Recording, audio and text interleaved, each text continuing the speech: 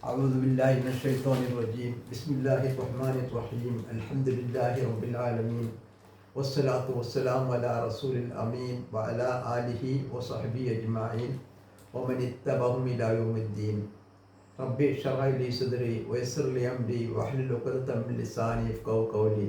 സ്നേഹം നിറഞ്ഞ എൻ്റെ ശബ്ദം ശ്രവിക്കുന്ന ശ്രോതാക്കളെ, അസ്സലാമു അലൈക്കും വറഹ്മത്തുള്ളാഹി. ഇന്ന് നമ്മുടെ 14ാമത്തെ ക്ലാസ്സിൽ പഠിച്ച കാര്യങ്ങളൊന്ന് പ്രാക്ടീസ് ചെയ്യാൻ വേണ്ടിയിട്ടാണ് ഇൻഷാ അല്ലാഹ് ഉദ്ദേശിക്കുന്നത്. കഴിഞ്ഞ ക്ലാസ്സിൽ നമ്മൾ കാല എന്ന ഒരു പദത്തിൻ്റെ ഫോർമുല പഠിച്ചു. മറ്റു 3 പൂർണ്ണ അക്ഷരമില്ലാത്തൊരു പദമായിരുന്നു.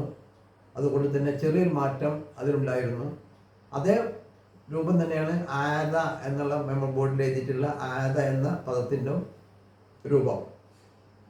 അയിന് അൽഫൂർത്ത് നീട്ടി പിന്നെ ദാല്. ആദ എന്ന് പറഞ്ഞാൽ അവൻ സഹായം തേടി അല്ലെങ്കിൽ രക്ഷ ചോദിക്കുന്നു എന്നൊക്കെയാണ് അതിൻ്റെ അർത്ഥം. അപ്പോൾ അതും ഈ കാലയുടെ അതേ രൂപത്തിൽ തന്നെയാണ് നമുക്ക് സർഫ് ചെയ്യേണ്ടത്. ആദ ആദ ആദു ആദത്ത് ആദത്ത ഉദ്ന ഉത്ത ഉത്തുമ ഉത്തും ഉത്തി ഉത്തുമ ഉത്തുന്ന ഉത്തു ഉദ്ന. അതിന് മുതാരി യഊദു യഊദു യഊദാനി യഊദൂന തഊദു തഊദാനി യഊദിന തഊദു തഊദാനി തഊദൂന തഊദീന തഊദാനി തഊദിന അഊദു നഊദു. അപ്പോൾ അതിന് 14ാമത്തെ രൂപമാണ് അഊദു എന്നുള്ളത്. ഒരു ഫീലിന് മുന്നിൽ യാ അല്ലെങ്കിൽ താ അലിഫ് നൂന് ഈ 4 അക്ഷരങ്ങൾ ഉണ്ടെങ്കിൽ നമുക്ക് മനസ്സിലാക്കാം അത് മുളാരിയാണെന്ന്. ഇപ്പോൾ അഊദു എന്ന് പറയുമ്പോൾ അതിൻ്റെ മുമ്പിൽ ഒരു അലിഫുണ്ട്. ഒരു ആ ഫീലിൻ്റെ മുന്നിൽ ഒരു അലിഫുണ്ട്.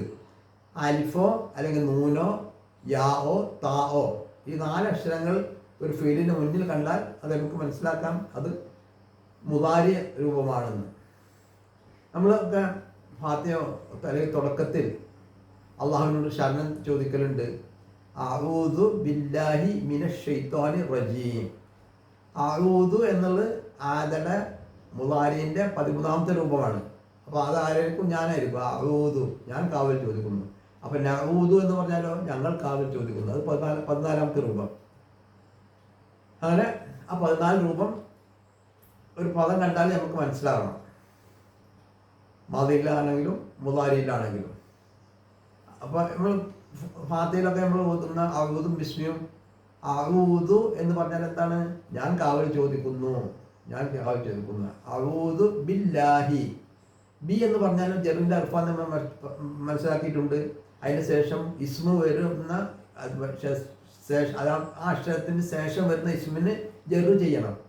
അങ്ങനെയാണ് അള്ളാഹു എന്നുള്ളത് അവിടെ കിസ്ർ കൊടുത്തിട്ടുള്ളത്. അപ്പോൾ കിസ്റായി വന്നാൽ എങ്ങനെ രൂപം വരും? ബിസ്മില്ലാ അഊദു ബില്ലാഹി. അഊദു ബില്ലാഹി, അള്ളാഹുവിനെ കൊണ്ട് ഞാൻ ശരണം തേടുന്നു അല്ലെങ്കിൽ അള്ളാഹുവിനോട് ഞാൻ കാവൽ ചോദിക്കുന്നു എന്ന അർത്ഥം അതിന് കിട്ടി. അപ്പം അഊദു ബില്ലാഹി, അള്ളാഹുവിനോട് ഞാൻ കാവൽ ചോദിക്കുന്നു. മീൻ എന്ന് പറഞ്ഞാൽ നിന്ന് എന്നാണ്. അതും ഒരു ജറിൻ്റെ അർഫാണ്. പിന്നെ വരുന്ന പദം ഷെയ്ത്താൻ എന്നാണ്. ഷെയ്ത്താൻ എന്നുള്ള പദത്തിന് മീൻ എന്ന അർഫ് ജറിൻ്റെ അർഫ് മുന്നിൽ വന്നപ്പോൾ മിനശ് ഷൈത്താനി എന്നായി. മിനശ് ഷൈത്താനി, പിശാചിൽ നിന്ന് അള്ളാഹുവിനോട് ഞാൻ കാവൽ ചോദിക്കുന്നു. ഞാൻ പിശാചിനൊന്ന് വിശേഷിപ്പിക്കുന്നുണ്ട്. നമ്മൾ പറഞ്ഞ സിഫത്ത് മൗസൂഫ്.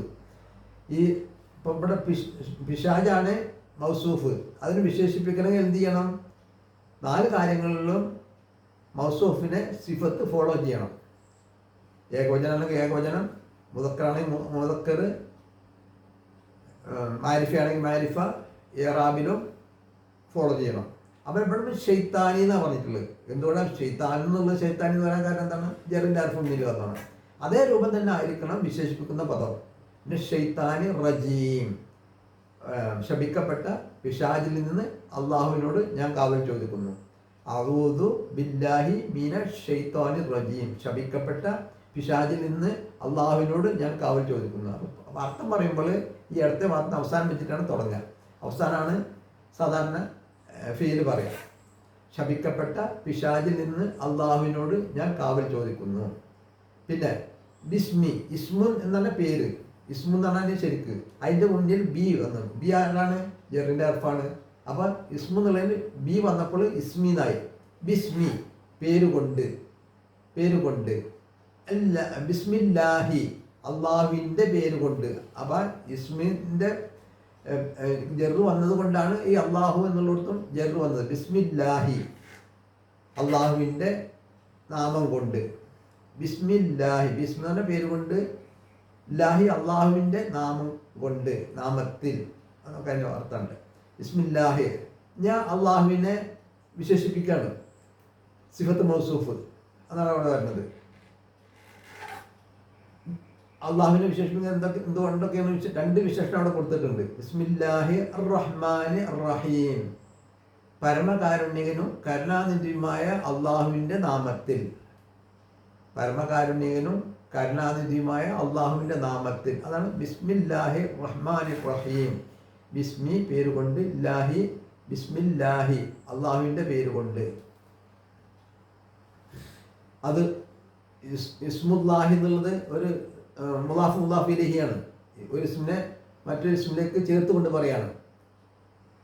ഇസ്മു എന്നുള്ള പേരാണ് അള്ളാഹുവിൻ്റെ പേര്, അതിനോട് ചേർത്ത്, അതിനാണ് മുലാഫ് മുലാഫ് ഇലഹി എന്ന് പറഞ്ഞിട്ടുള്ളത്, പഠിച്ചിട്ടുള്ളത്.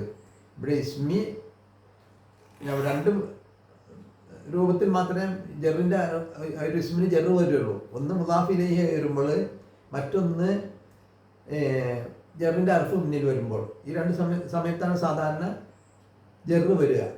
അപ്പോൾ ആദ്യം ഇസ്മുല്ലാഹി എന്നുള്ളതിന്, ഇസ്മുല്ലാഹി എന്നുള്ള വരുന്നതിൻ്റെ മുന്നേ ബി വന്നിട്ടുണ്ട്. അതുകൊണ്ട് ഇസ്മു എന്നുള്ള ഇസ്മിയായി. അള്ളാഹി എന്നുള്ളത് മുലാഫ് മുലാഫ് ഇലഹിയാണ്. അപ്പോൾ അതിലും കിസർ വന്ന്. ഞാൻ അള്ളാഹുവിനെയാണ് വിശേഷിപ്പിക്കുന്നത്. എങ്ങനെ? ബിസ്മില്ലാഹി റഹ്മാനി റഹീം. അപ്പോൾ ഈ വിശേഷിപ്പിക്കുന്നതിൻ്റെ ഈ മൗസൂഫ് ഇവിടെ ആരാണ്? അള്ളാഹുവാണ്. അള്ളാഹുവിൻ്റെ എല്ലാ രൂപങ്ങളും സിഫത്തിനും ഉണ്ടായിരിക്കണം. രണ്ട് സിഫത്തുണ്ട് അവിടെ. എന്ത് പറഞ്ഞിട്ടുണ്ട്? അർ റഹ്മാനി അർ റഹീം, പരമകാരുണ്യകനും കരുണാനിധിയുമായ അള്ളാഹുവിൻ്റെ നാമത്തിൽ എന്നാണ്. അതിൻ്റെയും വിശകലനം നമുക്ക് മനസ്സിലാക്കുക. ഇനി ഇൻഷാ അല്ലാഹ് അടുത്ത ക്ലാസ്സിൽ നമുക്ക് ഫാത്തിഹ പഠിക്കാം. ഇന്ന് നമ്മൾ സൂറത്തുൽ ബഖറയിൽ ഒരു ആയത്ത് നമുക്ക് നോക്കാം.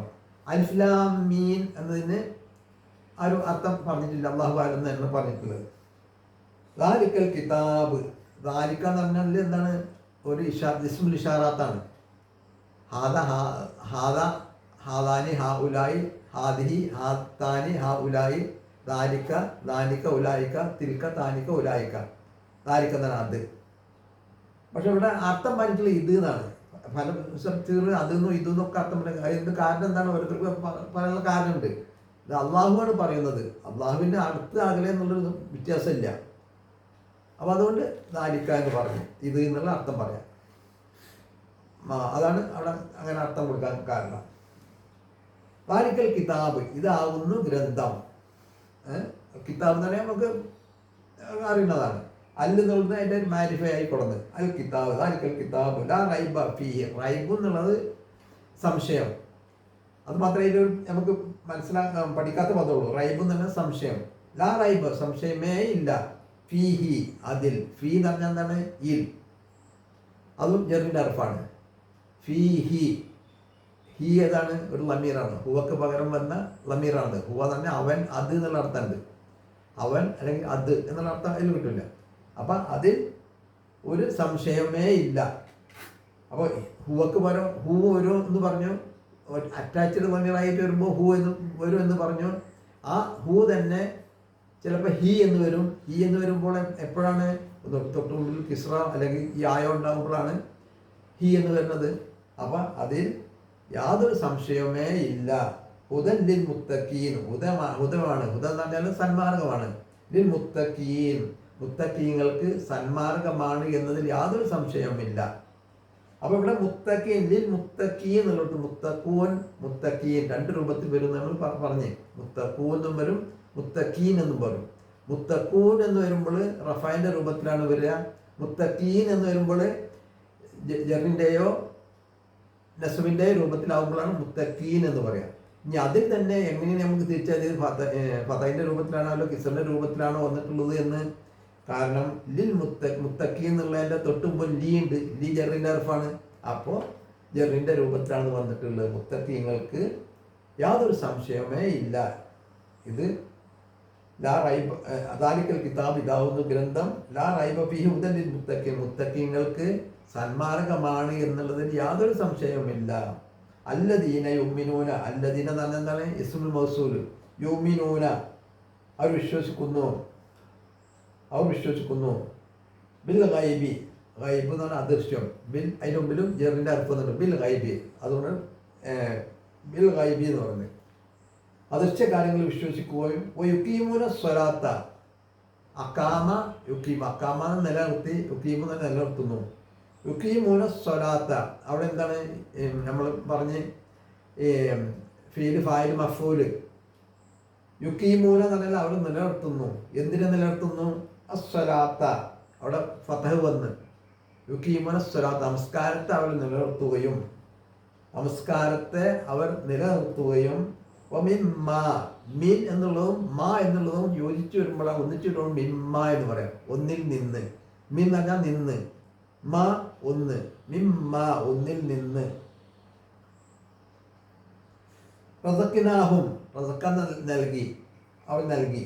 റസക്കിനാഹും